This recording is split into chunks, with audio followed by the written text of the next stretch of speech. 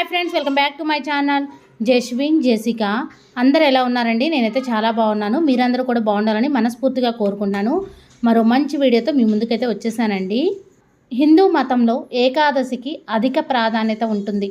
మత విశ్వాసాల ప్రకారం ఏకాదశి రోజు విష్ణుమూర్తిని పూజిస్తారు. హిందూ క్యాలెండర్ ప్రకారం నెలకు 2 ఏకాదశులు వస్తాయి. ఈ విధంగా సంవత్సరానికి 24 ఏకాదశులు ఉంటాయి.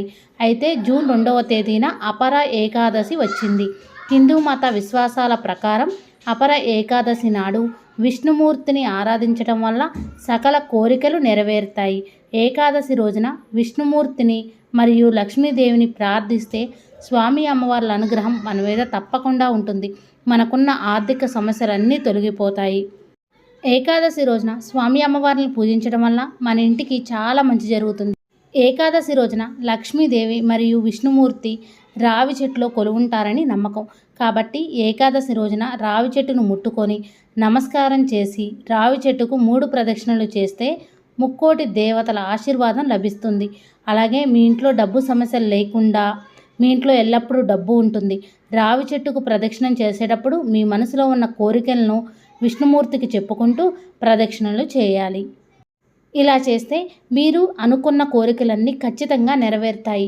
రావి చెట్టులో సాక్షాత్తు విష్ణుమూర్తి కొలువై ఉంటాడు కాబట్టి ఈ అపర ఏకాదశి రోజున రావి చెట్టును పూజిస్తే కోటి జన్మల పుణ్యఫలం లభిస్తుంది. శ్రీ మహావిష్ణువు ఈ విశ్వానికి సంరక్షకుడు కాబట్టి ఏకాదశి రోజున భక్తి శ్రద్ధలతో ఇంట్లో పూజ చేస్తే గత జన్మలో చేసిన పాపాలన్నీ తొలగిపోయి స్వామివారి ఆశీర్వాదం వల్ల అపర కుబేర యోగం ప్రాప్తిస్తుంది. ఏకాదశి రోజున చేసే దీపారాధన వల్ల రెట్టింపు పుణ్యఫలం పొందవచ్చు. ఏ ఇంట్లో అయితే ఈ రోజున పూజ చేస్తారో ఆ ఇంట్లో లక్ష్మీదేవి నివసిస్తుంది. ఏకాదశి రోజు పూజ చేసేవాళ్ళు సూర్యోదయానికి ముందే నిద్రలేచి స్నానం ఆచరించి సూర్యుడికి అర్ఘ్యం సమర్పించాలి. ఆ తర్వాత పూజా మందిరాన్ని శుభ్రం చేసుకొని దీపం వెలిగించాలి. ఈ రోజున పూజ చేసేటప్పుడు తప్పనిసరిగా తులసి ఆకులను స్వామివారికి సమర్పించాలి. ఎవరికైతే నరదృష్టి ఉంటుందో అలాంటి వారు ఈ ఏకాదశి రోజున 2 లవంగాలను నీటిలో వేసుకొని స్నానం చేస్తే మీపై ఉన్న చెడు దృష్టి అంతా తొలగిపోతుంది. తద్వారా మీరెల్లప్పుడూ సుఖ సంతోషాలతో ఆరోగ్యవంతులుగా ఉంటారు. ఏకాదశి రోజున పూజ చేసేటప్పుడు పసుపు రంగు దుస్తులు ధరిస్తే చాలా మంచిది. అలాగే పూజలో చామంతి పువ్వులను సమర్పిస్తే ఇంకా మంచిది. పూజలో దేవుడికి నైవేద్యంగా 2 అరటిపండ్లను లేదా ఒక చిన్న బెల్లం ముక్కను నివేదించినా సరిపోతుంది. ఈ ఏకాదశి రోజున పూజ చేసేటప్పుడు ఓం నమో భాగవతే వాసుదేవాయ నమః అనే మంత్రాన్ని 3 సార్లు జపిస్తే చాలా మంచిది. ఈ రోజున ఎవరైతే ఈ మంత్రాన్ని జపిస్తారో వారికి విష్ణుమూర్తి అనుగ్రహం వల్ల రాజయోగం వరిస్తుందని వేద పండితులు అంటున్నారు. అలాగే ఏకాదశి రోజున విష్ణు సహస్రనామం పఠించడం వల్ల రెట్టింపు పుణ్యఫలం లభిస్తుంది. సకల దేవతలు రావి ఆకులో ఉంటారని నమ్మకం. కాబట్టి ఏకాదశి రోజున పూజ చేసేటప్పుడు 2 రావి ఆకులను తీసుకొని వాటికి కుంకుమ బొట్టు పెట్టి పూజ గదిలో ఉంచి పూజ చేయండి. పూజ పూర్తయిన తర్వాత ఆ రావి ఆకులకు నమస్కారం చేసి మీ పర్సులో ఉంచండి. ఇలా చేస్తే మీ పర్సులో ఎల్లవేళలా డబ్బు ఉంటుంది. ఏకాదశి రోజున పూజ చేసేవాళ్ళు పూజా గదిలో అక్షింతలను పెట్టి పూజించాలి. పూజ పూర్తయిన తర్వాత ఆ అక్షింతలను కుటుంబంలో ఉన్న ప్రతి ఒక్కరూ తలపైన వేసుకోండి. అలాగే కొన్ని అక్షింతలను మీ పర్సులో పెట్టుకోండి. ఇలా చేస్తే మీ ఇంట్లో డబ్బు ప్రవాహం పెరుగుతుంది. అలాగే మీ ఇంటిపై లక్ష్మీ కటాక్షం ఉంటుంది. ఏకాదశి రోజున పూజను ఉదయం వేళలో చేసుకోవచ్చు, సాయంత్రం వేళలో చేసుకోవచ్చు. విష్ణుమూర్తి లక్ష్మీదేవి అమ్మవారు కలిసిన ఫోటో అయినా పెట్టుకోవచ్చు అండి. లేదా వెంకటేశ్వర స్వామి లక్ష్మీదేవి అమ్మవారు కలిసిన ఫోటో పెట్టుకోవచ్చు. విష్ణు సహస్రనామం గోవింద నామాలను చదువుకుంటూ పూజ చేసుకోవచ్చు. లక్ష్మీదేవి అమ్మవారి అష్టోత్తరం చదువుకుంటూ పూజ చేసుకోవచ్చు. అమ్మవారికి మంగళకరమైన వస్తువులతో పూజ చేసుకోండి. అమ్మవారి దగ్గర నిండుగా పసుపు కుంకుమలు పెట్టుకుంటే మనం నిండుగు 100 ఏళ్ళు కూడా సౌభాగ్యంతో ఉంటాం. కామాక్షి దీపాన్ని కూడా వెలిగించుకోండి. కామాక్షి దీపం అంటే కోరికలు నెరవేర్చే దీపం. మన మనసులో ఉన్న కోరికలన్నీ నెరవేరుతాయి. స్వామివారికి ఈ రోజున తప్పకుండా పిండి ప్రమిదల్లో దీపారాధన చేయండి. అలానే తులసి దళాలతో స్వామివారికి అర్చన చేయడం వల్ల లేదా అభిషేకం చేయడం వల్ల మనకి చాలా మంచి జరుగుతుంది. ఏకాదశి రోజున సాయంత్రం సూర్యుడు అస్తమించిన తర్వాత ఉప్పు తినకూడదని అంటారు. ఈ రోజున ఉప్పు తింటే జాతకంలో దోషాలు ఏర్పడి అనారోగ్య సమస్యలు వస్తాయని నమ్మకం. ఏకాదశి రోజున సాయంత్రం మీ ఇంటి గుమ్మం ముందు 2 దీపాలను వెలిగిస్తే మీ ఇంట్లోకి ముక్కోటి దేవతలు అడుగు పెడతారట. ఈ 2 దీపాలలో ఒక దీపం విష్ణుమూర్తికి, మరో దీపం మహాలక్ష్మీదేవికి అంకితం చేయబడుతుంది.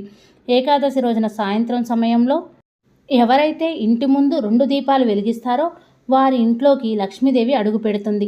ఏకాదశి రోజున తెల్లవారుజామునే నిద్రలేచిన తర్వాత సాయంత్రం వరకు నిద్రపోకూడదు. అలాగే ఈ రోజున పేదవారికి అన్నం పెట్టడం వల్ల రెట్టింపు పుణ్య ఫలితం లభిస్తుంది. ఏకాదశి రోజున ఎవరి దగ్గర నుంచి డబ్బులు తీసుకోకూడదు. అలాగే ఎవరికి డబ్బులు ఇవ్వకూడదు. ఇలా చేయడం వల్ల మీ ఇంటికి కష్టాలు ఏర్పడతాయి.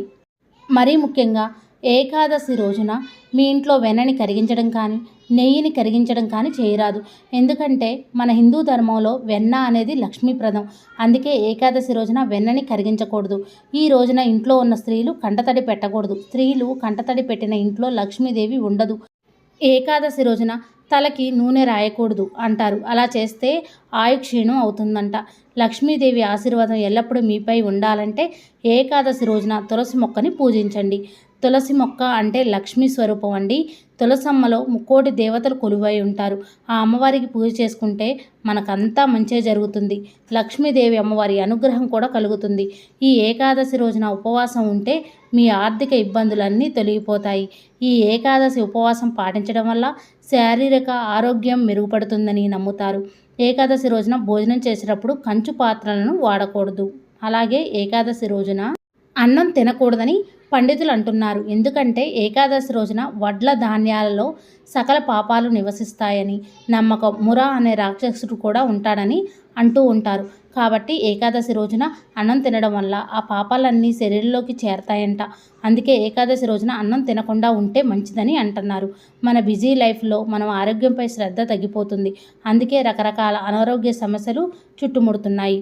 కాబట్టి ప్రతి ఏకాదశి రోజున ఉపవాసం ఉండడం వల్ల జీర్ణ వ్యవస్థలో ఉండే సమస్యలు తీరిపోతాయి. దీనివల్ల అనారోగ్య సమస్యలు రాకుండా ఎల్లప్పుడూ ఆరోగ్యంగా ఉంటారు. ఈ రోజున ఉపవాసం ఉండలేని వాళ్ళు ఈ రోజున మీరు తినే ఆహారంలో ఉల్లిపాయ, వెల్లుల్లి వంటి ఆహార పదార్థాలను తినకూడదు. ఉత్తరాది రాష్ట్రాల్లో ఈ అపార ఏకాదశి రోజున భద్రకాళి జయంతిని జరుపుకుంటారు. ప్రతి ఏకాదశి రోజున వెంకటేశ్వర స్వామికి, లక్ష్మీదేవి అమ్మవారికి పూజ చేసుకొని స్వామి అమ్మవార్ల అనుగ్రహాన్ని పొందండి. స్వామి అమ్మవార్ల అనుగ్రహం మన మీద ఉందంటే మనకు అన్నీ ఉన్నట్లే. ఏకాదశి రోజున చక్కగా పూజా మందిరంలో పూజ చేసుకొని స్వామి అమ్మవార్లకి అభిషేకం చేసినా చాలా మంచిది. మనకున్న ఆర్థిక సమస్యలన్నీ తొలగిపోతాయి. మనం ఎప్పుడూ కూడా సుఖ సంతోషాలతో ఉంటాం. తప్పకుండా ఏం సమర్పించినా సమర్పించకపోయినా తులసి ఆకులను మాత్రం స్వామివారికి సమర్పించండి, చాలా మంచిది. అలానే పూజలో ఒక రాగి గ్లాసులో వాటర్ని అయితే తప్పకుండా పెట్టండి. అమ్మవారిని అయితే మంగళకరమైన వస్తువులతో పూజించాలి. అమ్మవారికి పూజ చేసుకున్నప్పుడు శ్రీమాత్రే నమః అనుకుంటూ పువ్వులతో, అక్షంతలతో పూజ చేసుకోవచ్చు. లేదంటే మంగళకరమైన వస్తువులు చిట్టి గాజులు, గోమతి చక్రాలు, గవ్వలతో కూడా పూజ చేసుకోవచ్చు. పసుపు కొమ్మలతో పూజ చేస్తే ఇంకా మంచిదండి. స్వామివారి దగ్గర మాత్రం తులసి దళాలు తప్పకుండా సమర్పించాలి. తెలుసుకున్నారు కదండి ఏకాదశి రోజున పాటించవలసిన నియమాలేంటో. మరిన్ని వీడియోస్ కోసం మన ఛానల్ని సబ్స్క్రైబ్ చేయండి. నా ఈ వీడియో మీకు నచ్చిందని అనుకుంటున్నాను. నా ఈ వీడియో మీకు నచ్చినట్టయితే లైక్ చేయండి, షేర్ చేయండి, కామెంట్ చేయండి ఫ్రెండ్స్. కొత్త వారు ఎవరైనా మన ఛానల్ చూస్తున్నట్టయితే సబ్స్క్రైబ్ చేసుకోండి. Thank you for watching. Bye అండి.